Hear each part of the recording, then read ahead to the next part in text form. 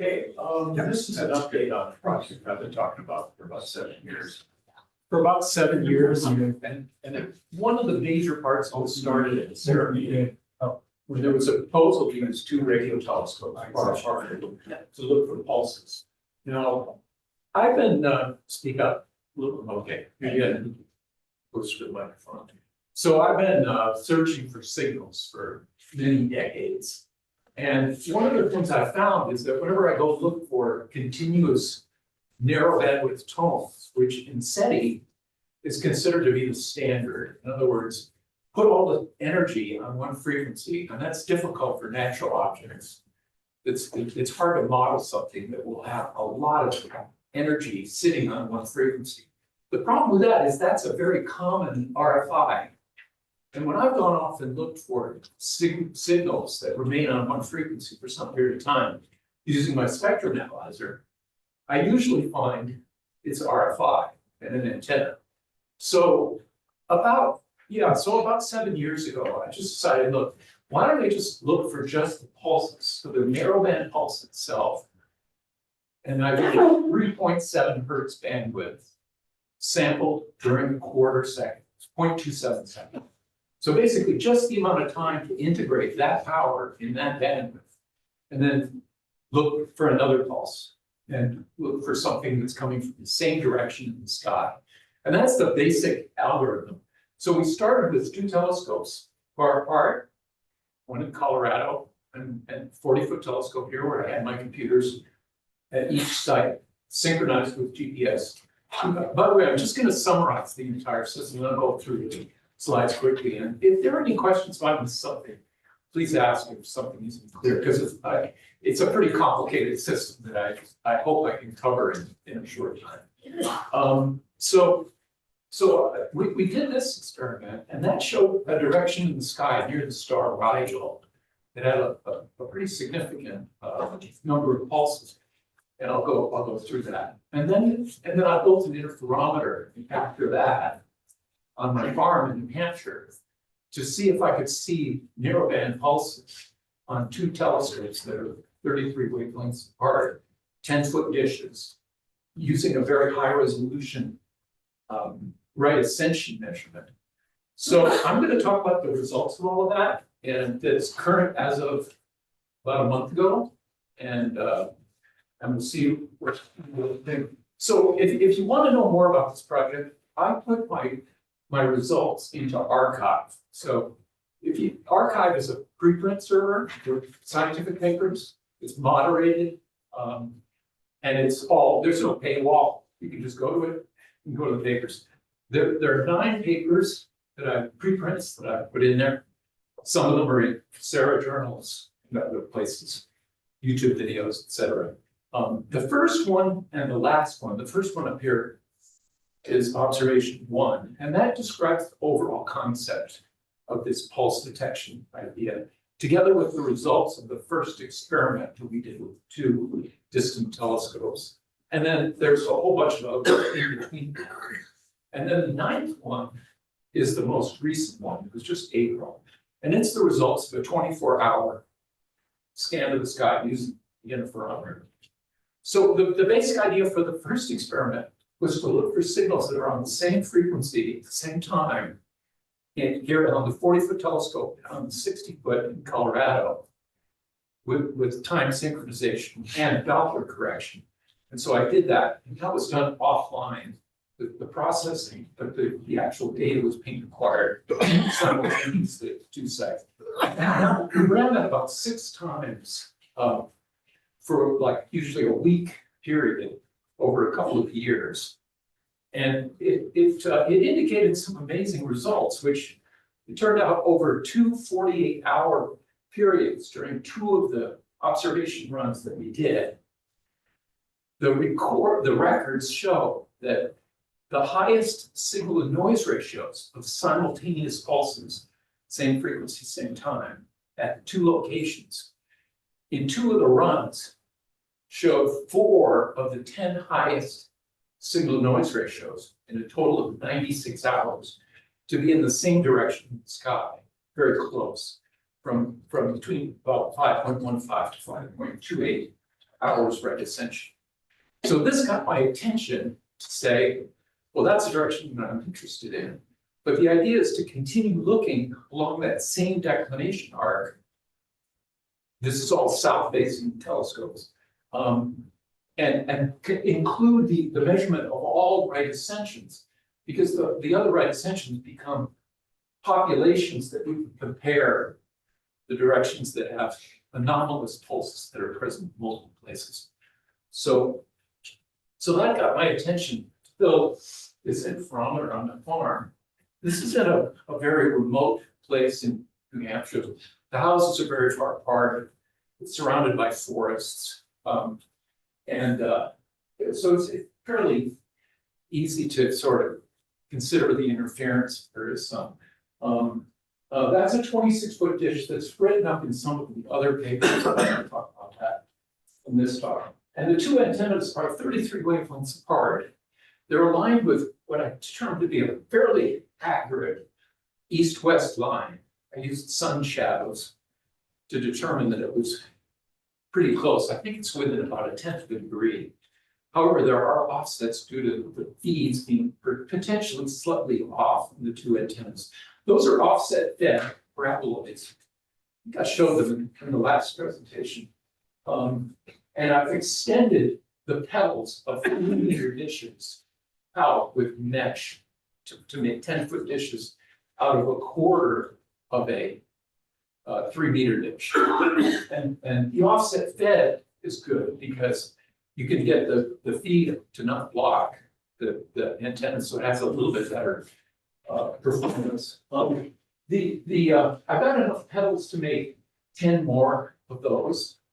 So I've started to work on the third one, which is going to be offset it'll be slightly to the north up there where the petal showed.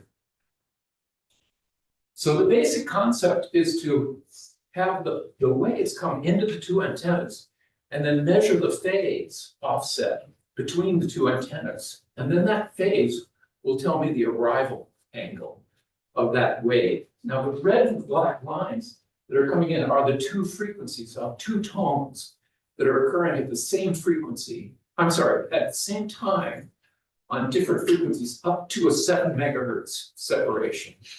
So the idea is if there's one narrowband tone, 3.7 hertz bandwidth, and a second narrowband tone, same time, 3.7 hertz bandwidth, offset in some frequency, not very far, 7 megahertz. This is looking from a 1400 to 1450 megahertz band. If that happens, it's pretty rare in noise. It allows me to store away these events and get the flux of candidates in the files that I save down quite a bit. So in the end, it turns out then you need a total of 4 actual measurements to exceed an 8.5 dB signal to noise ratio threshold in order for it to become a candidate stored in a 4-hour duration file. And then that runs continuously. The processing is done in 2 steps. The first level is shown here, where the actual signals are being processed, phase is being measured. A whole bunch of other measurements are made, measure power in a 954 hertz bandwidth, measure 50 megahertz bandwidth noise. I do cross correlation to get visibility magnitude for looking at broadband, simultaneous unusual signals that are correlated. And then the second level processing is where I go through all of the files that I've saved. And I look for candidates that now have very close to the same phase and higher signal to noise ratios. So that way I can reduce the total number of candidates down to a smaller, more manageable number. It turns out that I get about 20 candidates that are stored to the files for a 3-second interval that go into the files. And then I just run this, and I ran in this experiment. The last one I've run it for 124 days.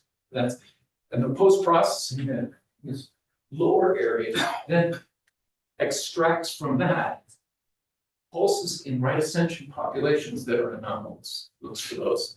That's the goal of that. And this is the math that describes the phase measurements that I use for the filtering. It's basically a giant filter.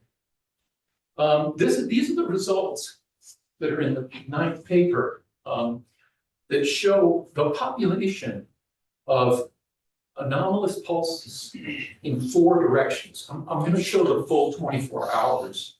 I think it's in the next slide. But these 4 directions jumped out right away. Now, I'll go through the math a little bit. It turns out that there were about 13,000 candidates in 2nd level processing, okay, over the 124 tests. There's 3,200 pointing directions in right ascension after I get the phase filters down. And the phase filters are pretty small. I've got a 5-degree filter initially on the angle, 5 degrees at the RF point. Okay, in other words, and 1 wavelength is like that, 33 wavelengths away.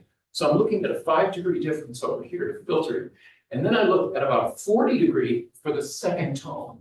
See, because part of the problem is when you have these tones, you can expect to see noise, a phase noise difference between the 2 tones, because they're at relatively low signal and noise ratio. So it's a Rayleigh distributed signal, and the amplitude of that is going around like this in phase. So I put a little bit larger filter for the 2nd tone. But for this 1st tone, I say, okay, it needs to be within 5 degrees. And that'll tell me that it's coming from this particular right ascension direction. So I see 3 important places in a 4th. Now, the 4th, I'm not too, that's a giant question mark on the 4th. And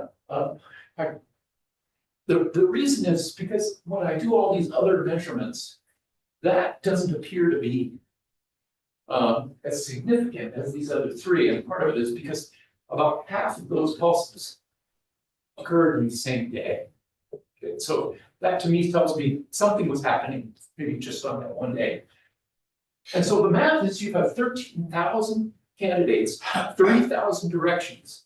It means each direction in the sky should have about 4 pulses. 13,000 would be 3,200, about 4 pulses. So the baseline on this is a count of 4 pulses. Now that's a binomial distribution. Pulses either in the right ascension bin or it's outside. And if you take 4 and then you take the standard deviation of that, it's 2. And then so I should be seeing numbers like 4 counts. This is plotting the number of standard deviations of offset of the mean count of 4. So this first number represents about 18 pulses seen in that right ascension bin.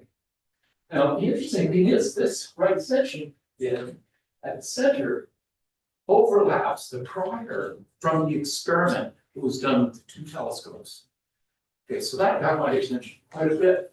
The other thing is there's also additional lines on here, which are aliasing lines. So what happens is you can get a response in the direction, or you can get a response when that source is offset, because you can get 1 wavelength additional space. The beamless antennas are about 5 degrees. So I can see the aliased signal, and it will appear as offset in right ascension, because my right ascension that I plot here is based on time, because I'm facing south. So then there's these other 2, and one of the aliased directions is at 12 sigma.